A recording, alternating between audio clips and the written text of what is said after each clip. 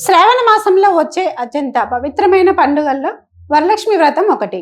ముఖ్యంగా సుమంగళి స్త్రీలు తమ కుటుంబం సుఖ సంతోషాలతో ఉండాలని, ఐశ్వర్యం, ఆరోగ్యం, సౌభాగ్యం కలగాలని కోరుకుంటూ భక్తి శ్రద్ధలతో వరలక్ష్మి అమ్మవారిని పూజిస్తారు. వరలక్ష్మి వ్రతంలో పూజా విధానానికి ఎంత ప్రాధాన్యత ఉందో కలశ స్థాపనకు కూడా అంతే ప్రాధాన్యత ఉంది. అయితే కలశాన్ని ఎలా ఏర్పాటు చేయాలి, కలశంలో ఏ వస్తువులు వేయాలి, కొబ్బరికాయను ఎలా పెట్టాలి, మామిడాకులు ఎన్ని పెట్టాలి, కలశాన్ని ఎక్కడ ఉంచాలి, వరలక్ష్మి అమ్మవారి ముఖాన్ని ఎప్పుడు అలంకరించాలి, ఈ విషయాలన్నింటినీ ఈ వీడియోలో అయితే తెలుసుకుందాం.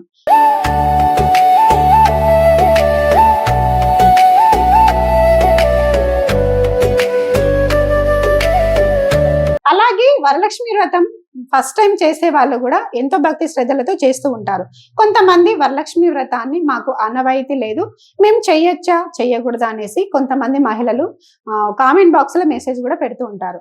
కానీ వరలక్ష్మి వ్రతాన్ని మన పూర్వీకులు చెయ్యకపోయినా మనకు భక్తి శ్రద్ధలతో మనకి ఇష్టం ఉన్నట్లు మనం అమ్మవారిని పూజ చేస్తే మనకి అంతా శుభమే కలుగుతుందనేసి పండితులు అలాగే శాస్త్రాలు కూడా చెబుతున్నాయి.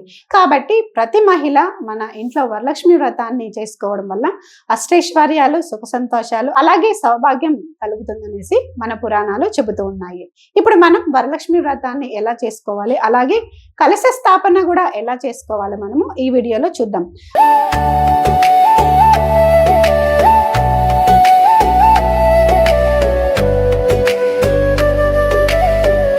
అలాగే కలశంలో కొంతమంది నీళ్లు పోస్తారు, కొంతమంది బియ్యం పోస్తారు.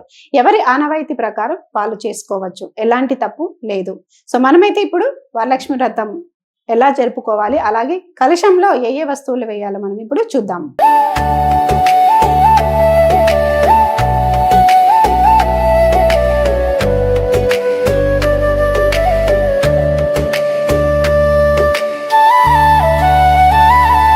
వరలక్ష్మి వ్రతం రోజున మనం ఏ విధంగా చేయాలో ఇప్పుడు తెలుసుకుందాం.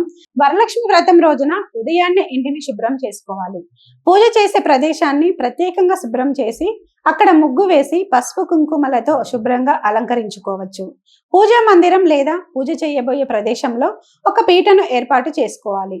పీటపై శుభ్రమైన వస్త్రాన్ని పరచాలి. ఆ తర్వాత వరలక్ష్మి అమ్మవారిని ప్రతిష్ఠించడానికి అవసరమైన సామాగ్రిని సిద్ధం చేసుకోవాలి. కలశ స్థాపనకు కావలసిన సామాగ్రి: కలశ స్థాపన కోసం సాధారణంగా ఉపయోగించే వస్తువులు ఒక రాగి లేదా వెండి కలశం, శుభ్రమైన నీరు, పసుపు, కుంకుమ, అక్షింతలు, గంధం, పూలు, మామిడి ఆకులు, కొబ్బరికాయ, తమలపాకులు, వక్కలు, నాణేలు, పసుపు కొమ్ములు లేదా ఇతర మంగళ ద్రవ్యాలు. పూజా వస్త్రం, అమ్మవారి అలంకరణ సామాగ్రి. కుటుంబ సాంప్రదాయం ప్రకారం పంచలోహాలు, ధాన్యాలు లేదా ఇతర మంగళ ద్రవ్యాలను కూడా కలశంలో ఉంచే ఆచారం కొన్ని ప్రాంతాల్లో ఉంటుంది. కలశాన్ని ఎలా సిద్ధం చేసుకోవాలో ఇప్పుడు మనము చూద్దాము. ముందుగా కలశాన్ని శుభ్రంగా కడిగి తుడుచుకోవాలి. కలశానికి పసుపు రాసి కుంకుమ బొట్టు పెట్టాలి. కొన్ని కుటుంబాల్లో కలశం చుట్టూ స్వస్తికం లేదా ఓం వంటి శుభ చిహ్నాలను కూడా దిద్దుతారు. ఇప్పుడు కలశంలో పవిత్రమైన నీటిని పోయాలి. నీటితో పాటు కుటుంబ ఆచారం ప్రకారం కొద్దిగా అక్షింతలు, పూలు, గంధం, నాణెం, వక్క వంటి మంగళ ద్రవ్యాలను వేయవచ్చు. ఇక్కడ ఒక విషయం గుర్తుంచుకోవాలి. కలశంలో ఏ వస్తువులు ఎంత పరిమాణంలో వేయాలనే విషయంలో తప్పనిసరిగా ఒకే నియమం ఉండదు. మీ కుటుంబ సాంప్రదాయానికి అనుగుణంగా చేయడం మంచిది. మామిడి ఆకులను ఎలా పెట్టాలో తెలుసుకుందాం. కలశం సిద్ధమైన తర్వాత మామిడి ఆకులను తీసుకోవాలి. సాధారణంగా మామిడి ఆకులను కలశం నోటి చుట్టూ అమర్చుతారు. ఆకుల కొనలు పైకి ఉండేలా పెట్టాలి. కలశం చుట్టూ ఆకులు అందంగా కనిపించేలా అమర్చుకోవాలి. మామిడి ఆకులు అందుబాటులో లేకపోతే ఏం చేయాలి అనే విషయంలో కూడా ప్రాంతీయ ఆచారాలు వేరువేరుగా ఉంటాయి. కాబట్టి అందుబాటులో ఉన్న ఆకులను అనుసరించకుండా మీ పూజా సాంప్రదాయంలో అనుమతించిన ప్రత్యామ్నాయాన్ని మాత్రమే ఉపయోగించడం మంచిది. కొబ్బరికాయను ఎలా పెట్టాలో తెలుసుకుందాం.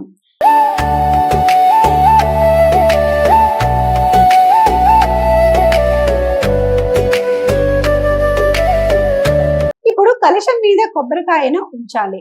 కొబ్బరికాయకు ముందుగా పసుపు రాసి కుంకుమ బొట్టు పెట్టవచ్చు. కొబ్బరికాయను శుభ్రమైన వస్త్రంతో లేదా కలశ వస్త్రంతో అలంకరించవచ్చు.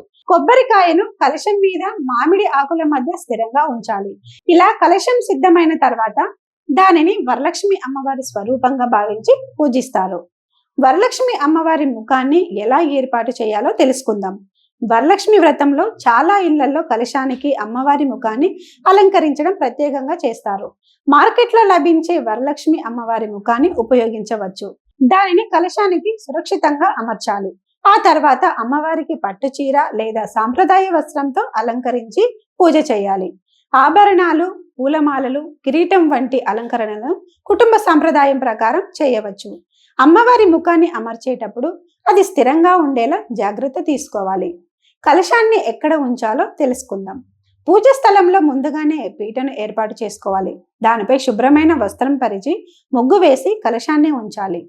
కలశం స్థిరంగా ఉండేలా చూసుకోవాలి. వరలక్ష్మి అమ్మవారి ప్రతిమ లేదా కలశం ముందు పూజ సామాగ్రిని అమర్చుకోవాలి. పసుపు, కుంకుమ, పూలు, పండ్లు, నైవేద్యాలు అన్ని సిద్ధంగా ఉంచుకోవాలి. కలశానికి పూజ ఎలా ప్రారంభించాలో తెలుసుకుందాం. కలశ స్థాపన పూర్తయిన తర్వాత ముందుగా గణపతి పూజ చేయడం అనేక సాంప్రదాయాల్లో ఉంది. విఘ్నాలు తొలగిపోవాలని గణపతిని ప్రార్థించి ఆ తర్వాత కలశానికి పూజ చేయాలి. కలశాన్ని పవిత్రంగా భావించి అందులో దేవతా చైతన్యాన్ని ఆహ్వానిస్తూ సంకల్పం తీసుకోవాలి. ఆ తర్వాత వరలక్ష్మి అమ్మవారిని భక్తితో ఆవాహన చేసి పూజ ప్రారంభించాలి. వరలక్ష్మి అమ్మవారికి ఏం సమర్పించాలో తెలుసుకుందాం. అమ్మవారికి పసుపు, కుంకుమ, పూలు, గంధం సమర్పించాలి. తర్వాత కుటుంబ సాంప్రదాయం ప్రకారం నైవేద్యాలు సమర్పించాలి.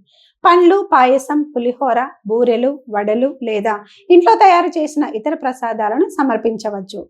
నైవేద్యం విషయంలో కూడా ప్రాంతీయ ఆచారాలకు అనుగుణంగా చేయడం మంచిది. వరలక్ష్మి వ్రతంలో తోరం ఎందుకు కడతారు, తోరణానికి ఉన్న ప్రాముఖ్యత తెలుసుకుందాం. వరలక్ష్మి వ్రతంలో తోరం కట్టుకోవడం కూడా ముఖ్యమైన ఆచారాల్లో అనేక కుటుంబాలు పాటిస్తాయి. పసుపు దారానికి పసుపు ముద్దలు లేదా ఇతర మంగళ చిహ్నాలను కుటుంబ సంప్రదాయం ప్రకారం కట్టి పూజలో ఉంచుతారు. పూజ పూర్తయిన తర్వాత ఆ తోరాన్ని భక్తి శ్రద్ధలతో చేతికి కట్టుకుంటారు. ఇది వరలక్ష్మి అమ్మవారి అనుగ్రహాన్ని కోరుకుని మంగళకరమైన ఆచారంగా భావిస్తారు.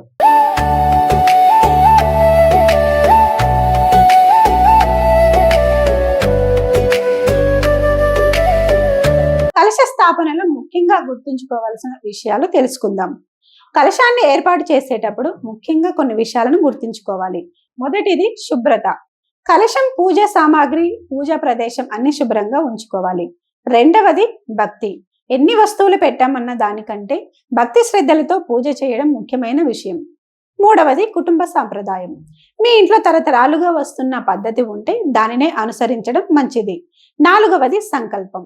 మీ కుటుంబం సుఖ సంతోషాలతో ఉండాలని, అందరికీ ఆరోగ్యం, శాంతి కలగాలని కోరుకుంటూ పూజ చేయవచ్చు. వరలక్ష్మి వ్రతం యొక్క సందేశం ఏమిటో చూద్దాం. వరలక్ష్మి వ్రతం కేవలం సంపద కోసమే చేసే పూజగా మాత్రమే చూడకూడదు. లక్ష్మీదేవిని సంపదకు మాత్రమే కాకుండా శుభం, శాంతి, సౌభాగ్యం, ధైర్యం, కుటుంబ సంక్షేమం వంటి మంగళకరమైన అంశాలకు ప్రతీకగా భక్తులు ఆరాధిస్తారు. కుటుంబ సభ్యులందరూ కలిసి భక్తి శ్రద్ధలతో పూజ చేయడం ద్వారా ఆధ్యాత్మికంగా ఒక మంచి వాతావరణం ఏర్పడుతుంది. అందుకే ఈ వరలక్ష్మి వ్రతం రోజున ఇంటిని శుభ్రం చేసుకొని పూజ స్థలాన్ని అందంగా అలంకరించి కలశాన్ని శాస్త్రోక్తంగా మీ కుటుంబ సాంప్రదాయం ప్రకారం ఏర్పాటు చేసుకొని వరలక్ష్మి అమ్మవారిని భక్తి శ్రద్ధలతో పూజించండి. అమ్మవారి కృపతో ప్రతి ఇంట్లో సుఖ సంతోషాలు, ఆరోగ్యం, ఐశ్వర్యం, సౌభాగ్యం ఉండాలని మనస్ఫూర్తిగా కోరుకుందాము. వరలక్ష్మి మాతాదేవియే నమో నమః.